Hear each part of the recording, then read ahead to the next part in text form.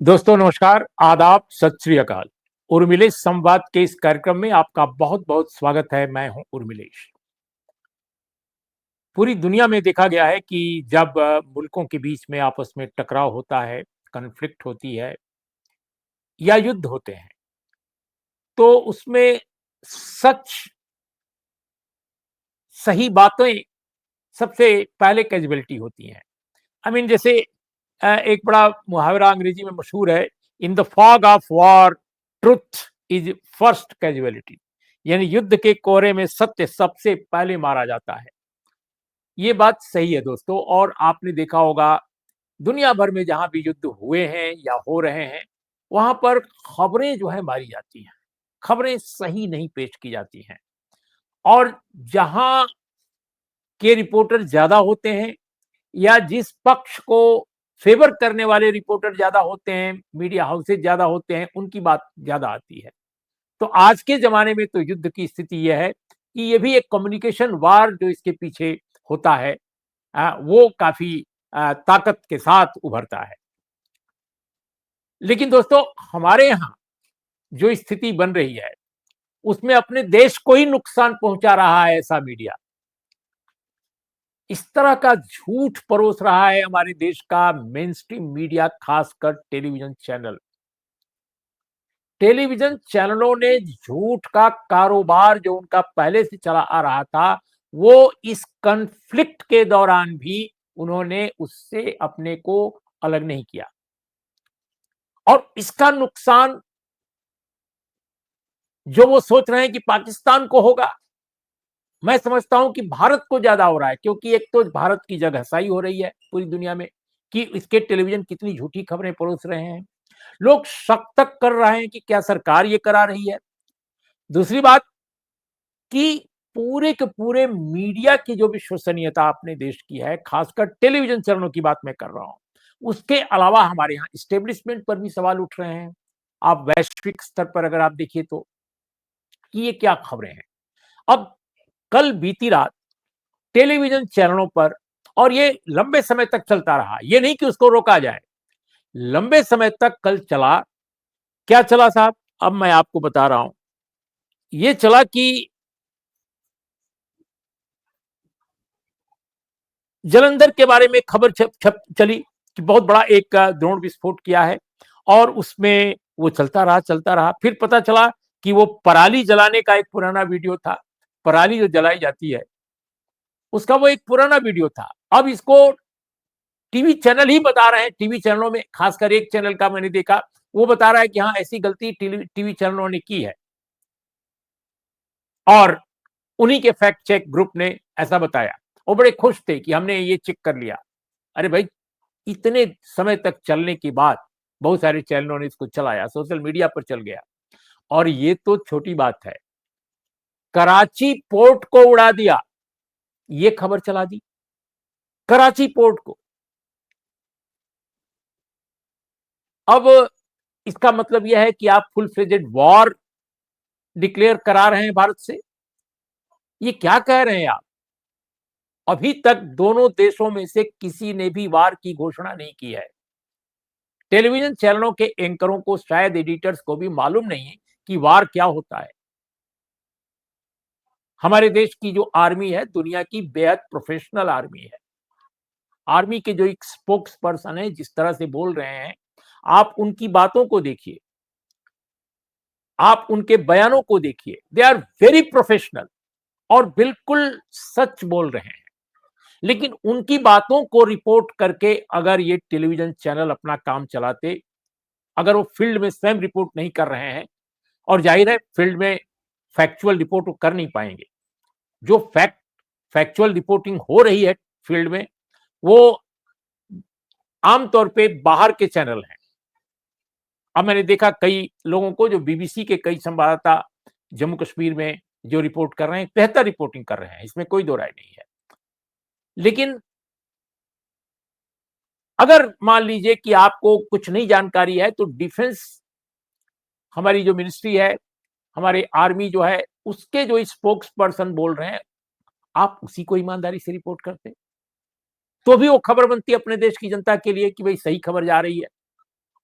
लेकिन आप खबर के नाम पर झूठ परोस रहे हैं। कराची पोर्ट बर्बाद कर दिया गया, तबाह कर दिया गया। ये खबर कहां से आपको मिली भाई? आप टेलीविजन पर चलाए जा रहे हैं। और तो और इस्लामाबाद, पाकिस्तान की राजधानी पर कब्जा, क्या खबर परोस रहे हैं? ये दुनिया के किसी भी मुल्क में इस तरह का वाहियात टेलीविजन शायद ही देखा गया हो, जो इस कॉन्फ्लिक्ट को इस प्रकार पेश कर रहा है। जैसा मैंने पहले कहा दोस्तों कि वार ये घोषित नहीं हुआ है। It's not a war. आज की तारीख में भी भारत सरकार ने भी, मिनिस्ट्री ने भी हमारी साफ शब्दों में कहा है कि पहलगांव के आतंकी हमले के जवाब में ये कार्रवाई की गई है, जो बहुत नपी तुली है, संयमित है, नियंत्रित है, और इसका जो सीमित मकसद है वो इसको विस्तार नहीं देना चाहते, और पाकिस्तान को चाहिए कि वो विस्तार इसका न करे। अगर वो विस्तार करता है तो भारत मजबूर होगा उचित कार्रवाई के लिए। ये पोजीशन है। लेकिन जो चैनल है टीवी पुरम, गोदी मीडिया उसको कहा जाता है एक बड़े तबके में, वो क्या कह रहा है? वो पाकिस्तान के कई शहरों को तबाह कर चुका है। पीओके पर भी पाकिस्तान ऑक्युपाइड जो कश्मीर है उस पर कब्जा वो कह रहा है कि हो गया है। क्या क्या कह रहा है? और तो और प्रधानमंत्री जो पाकिस्तान के हैं शहबाज शरीफ, उनके बारे में है कि वो भाग खड़े हुए हैं, वो कहीं भाग गए हैं। यानी पाकिस्तान पूरा गिर रहा है, बुरी हालत में है, कुछ भी हो सकता है, और प्रधानमंत्री भाग गए हैं। फिर उनको बताया जा रहा है किसी चैनल में कि उनको ट्रेस किया गया है। फिर उसके जो आर्मी चीफ है, बहुत ही विवादास्पद कैरेक्टर हैं, यकीनन वो विवादास्पद कैरेक्टर हैं स्वयं पाकिस्तान में भी, उनके बारे में भी इसी तरह की खबर आई है। कल रात खबर देखी कि भाई उनको तो रिप्लेस कर दिया गया है, कोई और आ गया है या आने वाला है। इस तरह की अटकलों भरी वाहियात खबरें, खबर का पूरा जो है नाम बदनाम करने वाली खबरें, इनको खबर कैसे कहा जा सकता है? और इस तरह के मीडिया को मीडिया कैसे कहा जा सकता है? और 3-4 जो हिंदी के चैनल हैं, 10, 15, 50 तो है ही हैं, लेकिन इसमें भी 3-4 उन्होंने तो झूठ के कारोबार का कंपटीशन चला रखा था कल रात को। क्या-क्या नहीं कहा। पाकिस्तान के कई शहरों को तबाह कर दिया खबरों में कि हमारी आर्मी ने तबाह कर दिया है। अब जबकि आर्मी ने कहा नहीं और आर्मी ने ऐसा किया नहीं। तो ये क्यों कह रहे हैं? क्या ये भारत विरोधी चैनल नहीं है? ये जो टीवी पुरम के चैनल हैं, क्या ये भारत के पक्ष में है या भारत के विरोधी हैं? लेकिन सरकार ने इन पर तो कोई पाबंदी नहीं लगाई। पाबंदी उल्टे लग गई दवायर पर। कई और भी वेबसाइट हैं, उनको भी बैन किया गया है। कई ट्विटर हैंडल बैन किए गए हैं। तो ये अचरज की बात है कि देश की छवि बिगाड़ने वाले, आर्मी की पोजीशन को डिस्टार्ट करने वाले, ये जो झूठ का कारोबार करने वाले चैनल हैं, इनके बारे में कोई एक स्ट्रांग एक्शन नहीं लिया गया, निर्णायक कोई कार्रवाई नहीं की गई। एडवाइजरी जारी की जा रही है, एडवाइजरी का वो खुलेआम उल्लंघन कर रहे हैं, और जो एडवाइजरी का पालन करते हुए अपने ढंग से तथ्य पेश कर रहे हैं, उनको आप बैन कर रहे हैं।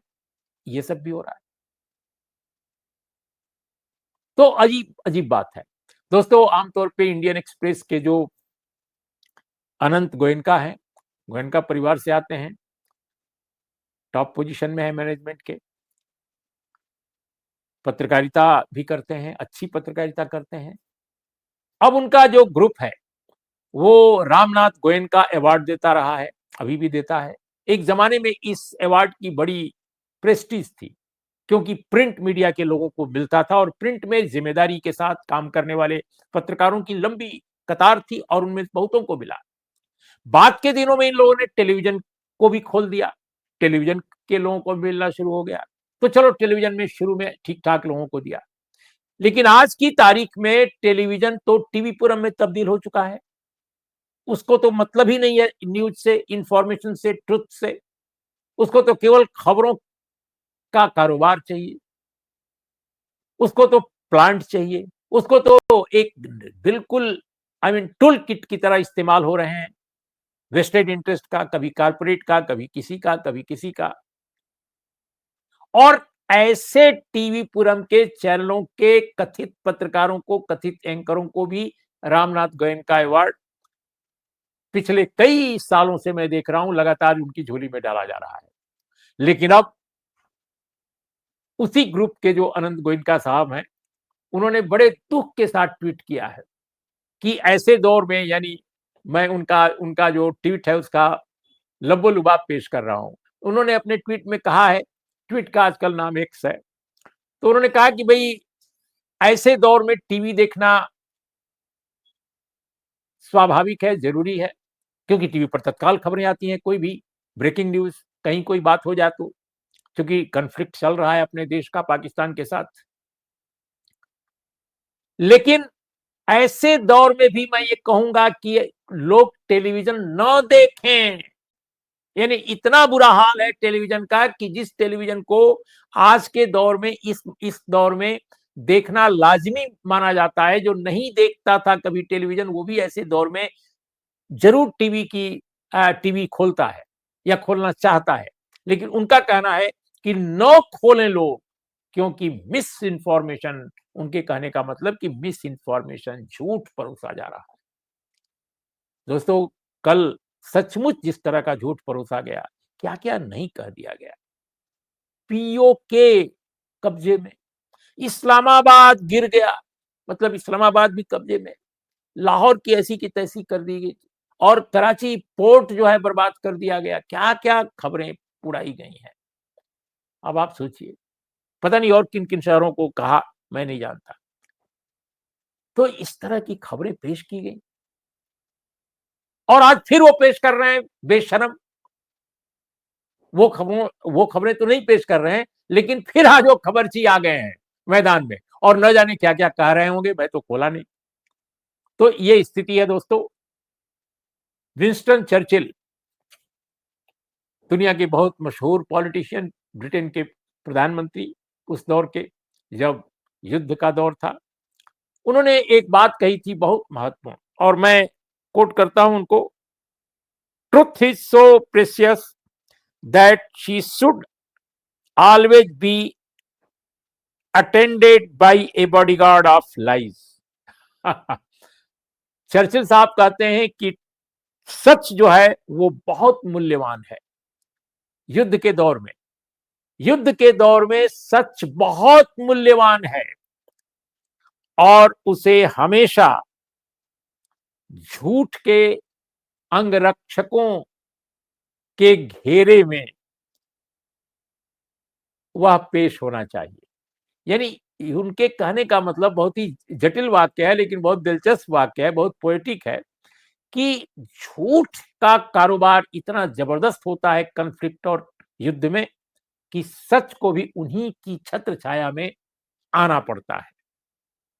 तो दोस्तों, आपने ये हालात देखे, पता नहीं आगे ये टेलीविजन चैनल क्या-क्या कराएँगे, क्या-क्या दिखाएँगे, हम नहीं जानते, लेकिन मेरा ये कहना है कि शासन को, समाज को इस बारे में ज़रूर सोचना चाहिए, क्योंकि ये चैनल हमारे देश की छवि भी खराब कर रहे हैं। स्वयं सरकार और सत्ता पर भी सवालिया निशान लगा रहे हैं। अब विदेश में तो जो देखने वाले लोग होंगे वो कहेंगे कि लगता है ये सरकार करा रही है वहाँ की, जबकि मैं नहीं समझता कि आज के दौर में कोई भी सरकार इस तरह की बात चाहेगी, और अगर चाहेगी तो इससे बड़ी बात के इतनी भयानक बात क्या होगी। लेकिन हमारी आर्मी बेहद प्रोफेशनल है और आर्मी ने कभी भी इस तरह की कोई हल्की बात नहीं कही अभी तक। उसने जो भी कहा है टू द पॉइंट कहा है। काश हमारे चैनल आर्मी स्पोक्स पर्सन की बातों को ही परोसते, तो कम से कम झूठ के इतने बड़े कारोबारी के रूप में पूरी दुनिया में वो कुख्यात नहीं होते। तो आज इतना ही दोस्तों। नमस्कार, आदाब, सत श्री अकाल।